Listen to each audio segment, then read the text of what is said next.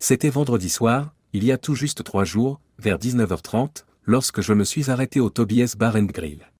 J'étais épuisé par les 2 jours que j'avais passés à New York pour conclure des négociations avec une grande banque internationale. Même si, au début, je n'étais pas sûr que nous parviendrions à un accord, il m'a semblé que les derniers obstacles s'effaçaient pratiquement tout de suite après le début de notre réunion du vendredi. À l'heure du déjeuner, les 2 derniers points de controverse avaient été réglés. Pour changer de rythme, nous sommes allés déjeuner chacun de notre côté. Je me suis rendu dans cette charcuterie juive toute proche et j'ai mangé une énorme assiette de pastrami et de saucisses suisses sur pain de seigle. À notre réunion de 13h30, le principal négociateur de la banque, George Willis, a déclaré « Nous avons fait beaucoup de progrès. Je propose de partager la facture entre ces 2 derniers points. » Lorsque George a fait passer son idée sur la table de réunion, je l'ai lue. Elle correspondait tout à fait à ce que mes partenaires commerciaux et moi-même serions prêts à supporter pour conclure cette vente importante, même si ce n'était pas tout à fait le partage de la différence. J'ai griffonné mes initiales sur le papier et George m'a promis de m'envoyer un contrat formel par courriel lundi. Nous nous sommes ensuite serré la main et nous nous sommes quittés. Je suis retourné à l'hôtel pour finir de faire mes valises avant de partir. J'ai envisagé de passer la nuit en ville, car ma fiancée Trish passait le week-end avec ses 2 sœurs aînées. Elles avaient réservé dans un grand casino indien du Connecticut. Elles prévoyaient de passer leur journée à se prélasser au spa et à la piscine et leur soirée à dîner dans les restaurants et les bars plus huppés de l'hôtel. J'ai choisi de ne pas passer une nuit de plus loin de chez moi et de me rendre à la gare Grand Central pour prendre le train métro North à destination de New Haven. À 7h30, j'ai quitté l'autoroute pour remonter la I-91 jusqu'à Hartford. Mon chemin m'a conduit à travers le centre-ville de West Hartford, où l'on peut se promener. J'avais l'intention de faire une pause pour dîner. Alors que j'étais assis au bar de Tobias, j'ai remarqué mes 2 futures belles-sœurs qui s'installaient à une table en forme de fer à cheval, comme le reflétait le miroir du bar. Leurs épouses les avaient rejointes par la hanche. Mon corps entier me faisait mal, et j'ai réalisé que mon mariage, prévu dans exactement 8 semaines, était en danger. J'avais un nœud à l'estomac. Trish aurait dû aller au casino avec ses belles-sœurs. J'ai attiré l'attention du barman et j'ai dit, je dois sortir un moment, pour Michael plus tard. Je promets de revenir. Chris, ne t'inquiète pas, laisse-moi poser ton verre sur l'étagère et ouvrir cette fente. Demande Michael en prenant mon verre. J'ai hoché la tête, sachant cela, et j'ai quitté le Tobias. Je me suis assise dans ma voiture, garée au fond du parking, et j'ai réfléchi à mon prochain plan d'action dans ma tête. Trish m'a dit, « Hey love », quand je l'ai appelé. Tu t'en sors bien dans la grande ville ? C'est la même chose que d'habitude. Je sors dîner après une discussion fructueuse. Oh, comme j'aimerais que tu sois là. Tu es si gentil, Chris. Toi aussi, mon amour, tu nous as quittés. Toute la journée, nous avons fait de la musique. Nous nous sommes assis au bord de la piscine et avons bu des cocktails. La procédure de bronzage pour mon mariage se passe bien jusqu'à présent. Dans quelques minutes, je dînerai avec mes sœurs. Trish et moi avons fait nos adieux et nous nous sommes envoyés des messages « Je t'aime » après avoir discuté un peu plus longuement. J'ai saisi les informations relatives à Trish après l'avoir recherché dans la base de données, retrouvé mon téléphone. Je ne sais pas où se trouvait Trish, mais son téléphone se trouvait à Falmouth, dans le Massachusetts, près de la pointe ouest de Cape Cod. Mon premier réflexe a été de me dire « Putain ». Pendant de nombreuses années, Nick Flaherty a été le voisin et l'ami de Trish. Il vivait à Falmouth.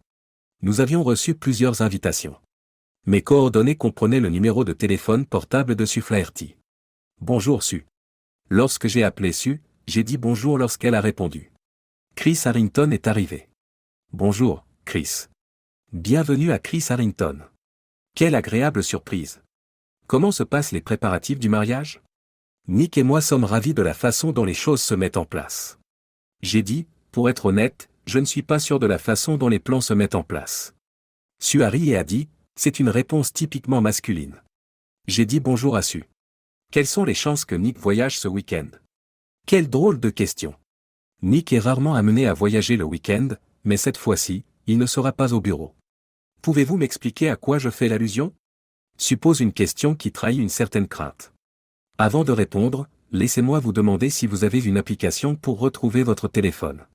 Tout en sanglotant de façon incontrôlable, Sue a marmonné, pas encore. 1 minute plus tard, elle poursuit, il devrait être à Philadelphie. Mais le traceur indique qu'il se trouve dans le cottage où réside sa famille.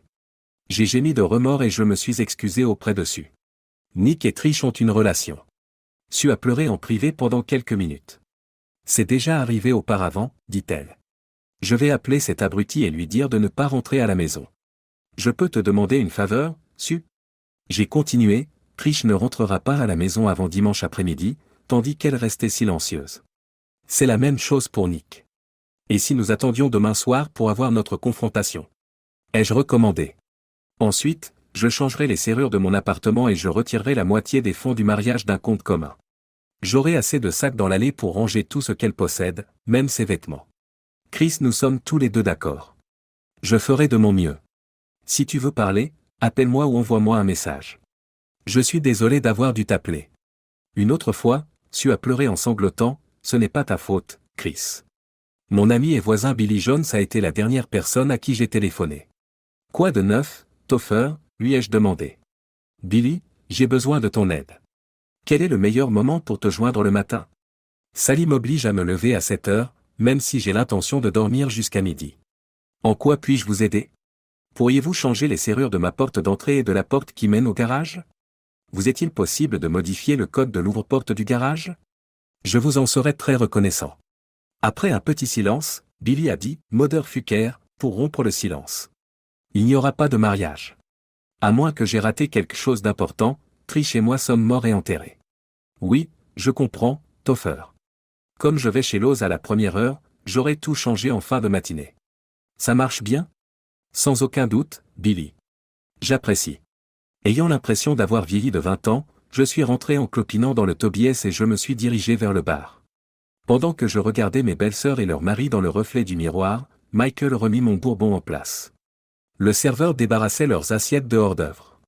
J'ai pris un tabouret sur le comptoir et me suis dirigé vers la table où mon futur moi était assis, sirotant son verre. Chris, fais attention. Hurla Michael. Il est impossible de sortir le tabouret du. Je regardai Michael intensément et l'interrompis. Dès que je me suis glissé en bout de table, que j'ai lancé un regard féroce et glacial à Julie et Karen et que j'ai pris place, l'ambiance est devenue glaciale. Chris, bonjour. Et, attention. Avec aisance, entrez dans la cabine. Steve, le mari de Karen, s'est proposé pour leur servir le dîner. Non merci, Steve, répondis-je en maintenant le contact visuel avec les femmes. Je vais bientôt sortir. C'est finalement Roy, le mari de Julie, qui a dit « Qu'est-ce qui se passe, Chris ?» Je continuais à fixer Julie et Karen en silence. « Demande à ta femme, Roy. » Roy et Steve se sont tournés vers leur femme. Il était évident que les deux femmes étaient en proie à une grande terreur. « Qu'est-ce qui se passe? Pourriez-vous demander aux sœurs ?» Steve fit une suggestion. La première personne à parler fut Karen, et elle dit « Ce n'est pas ce que tu penses, Chris. » Je sentis la tension monter et je me retournai pour faire face à Karen de l'autre côté de la table. Je suppose que c'est exactement ce que je pense. Nous avons été mis au courant. Steve et Roy, de l'autre côté de la table, regardaient fixement leur femme. Qu'est-ce qui se passe, Chris? Est la première question que Steve pose à Karen, qui se met à pleurer. Vos épouses prennent la défense de Trish. Je les ai découvertes toutes ensemble dans ma cuisine mardi. Comme je devais être absent jusqu'à dimanche, le casino de Foxwood allait être leur destination pour le week-end. Quand Trish sera-t-elle de retour? Roy posa une question aux sœurs. Dès qu'elles eurent terminé leur conversation, il me jeta un regard en coin. Elle est dans la maison de Nick à Cape Cod. C'est vrai, siffle Stephen avec véhémence. Les deux femmes pleuraient à présent. Karen fait un geste subtil pour dire qu'elle est d'accord. S'efforçant de contenir ses larmes, Julie ajoute, Trish t'aime, Chris. Oui, elle t'aime. Steve grimaça et Roy dirigea un regard froid vers la table. Elle a une belle façon d'aimer. Elle nous trompe, moi et ses sœurs, 8 semaines seulement avant notre mariage, et elle passe un week-end de baise avec un ancien voisin infatué. Ta sœur est absolument dégoûtante. Ne t'avise pas d'eux. Tais-toi. Roy grogne contre sa femme Julie. Il se tourne vers moi et me demande, qu'est-ce que tu vas faire? Je vais annuler le mariage. Les deux amis se sont assis dans la cabine. Leur femme pleurait de plus belle. Papa a dépensé tellement d'argent pour le mariage et la réception, dit Karen. Laisse tomber.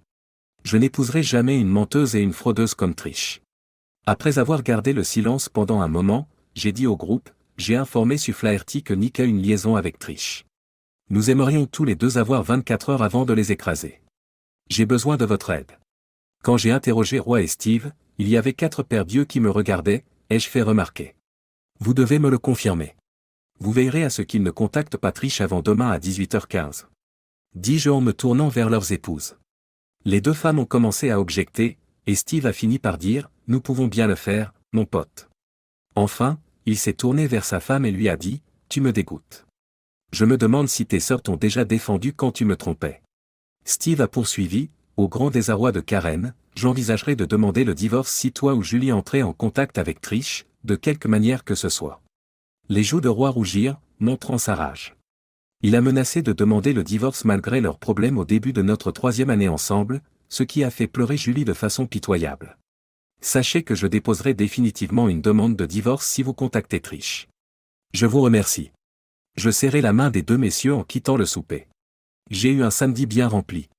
Il m'a fallu beaucoup de temps et de travail pour faire disparaître toute trace de Trish de notre maison. Pour éviter d'avoir à empiler tous les sacs poubelles dans l'allée, j'ai emprunté la camionnette de Billy et j'ai loué un mini-entrepôt. Il a suffi de 3 voyages pour enlever tous les sacs de ma propriété. La tâche la plus difficile de la journée a été de créer les invitations par courrier électronique. Je n'ai pas été trop loin dans l'envoi des courriels tout au long de la journée. Le passage disait « Sujet, mise à jour sur le mariage de Harrington et Clark. À chacun de mes amis. À seulement 8 semaines de mon mariage avec Trish Clark, je suis en train de passer le plus incroyable des week-ends. Depuis que j'ai découvert que Trish était avec quelqu'un d'autre pour le week-end a été vraiment incroyable. Trish et son voisin de longue date, Nick Flaherty, ont escroqué Sue, la femme de Nick, et moi-même. Les sœurs de Trish, Karen et Julie, ont aidé le couple à partir en week-end à Cape Cod en racontant des anecdotes sur Trish. Vous pourriez vous demander ce qui me donne l'autorité nécessaire pour qualifier ce comportement épouvantable de digne d'intérêt. Permettez-moi de vous l'expliquer. Je ne suis pas marié à Trish. Il est beaucoup plus facile d'annuler un mariage que de subir un divorce épouvantable. Mon mariage avec Trish Clark prend officiellement fin, et cet email est ma notification officielle de ce choix. Chaleureuse salutation. Christopher Harrington. J'ai pris contact avec Sue Flaherty vers 17h30 samedi après-midi. Nous avons pu nous informer mutuellement de nos réalisations lorsque nous collaborions. Étant donné que Sue était mariée, il lui serait beaucoup plus difficile de rompre avec Nick. Elle a pu parler à un avocat le samedi matin et a obtenu un rendez-vous pour le lundi matin. L'avocat lui a notamment conseillé d'annuler les cartes de crédit communes et de séparer les finances familiales. Le conseil juridique est la norme en matière de divorce. Nous avons mis fin à notre appel quelques minutes plus tôt, en convenant d'envoyer un SMS à nos conjoints à 18h précises. Tout ce que j'ai envoyé, c'est « J'espère que tu profites de ton temps libre avec Nick. J'apprécie sincèrement que tu me montres que tu es une menteuse, une salope et une tricheuse. » Le mariage a été reporté. Je lui ai envoyé un texto à 18h précises. J'ai rapidement envoyé à nos proches des courriels et des invitations. Après 1 an et demi, je me tenais sur le bord de l'autel. Mon témoin et mes garçons d'honneur étaient placés à ma gauche et à ma gauche. Les demoiselles d'honneur et les garçons d'honneur étaient éblouissants alors qu'ils marchaient dans l'allée centrale de l'église. J'ai regardé vers le fond de l'église et mes yeux se sont remplis de larmes. Le père de Trish se tenait fièrement dans son smoking noir. Ses yeux, comme les miens et ceux de tous les autres, étaient rivés sur la plus belle des mariées. Ses cheveux dorés, coiffés avec goût, allaient bien avec le magnifique voile blanc qu'elle portait. Ses yeux bleus pétillaient d'amour, et ses lèvres rouges luxuriantes me faisaient imaginer des pensées sinistres à propos de notre prochaine nuit de noces. Sa robe de mariée blanche moulante, qui évitait pourtant toute trace de sensualité, mettait en valeur son incroyable physique. C'était parfait. Mon époux, Monsieur Clark, et ma femme ont commencé à descendre l'allée dans ma direction, et j'ai eu l'impression que quelqu'un me regardait fixement dans la gorge. J'ai regardé le groupe de personnes assises de mon côté de l'allée avant de jeter un bref coup d'œil à la mariée. Puis j'ai vu Trish. Ses joues étaient mouillées de larmes. Je l'ai vue se tourner vers son père et sa jeune sœur, qui s'approchaient de moi, et dire tranquillement « Je suis désolé.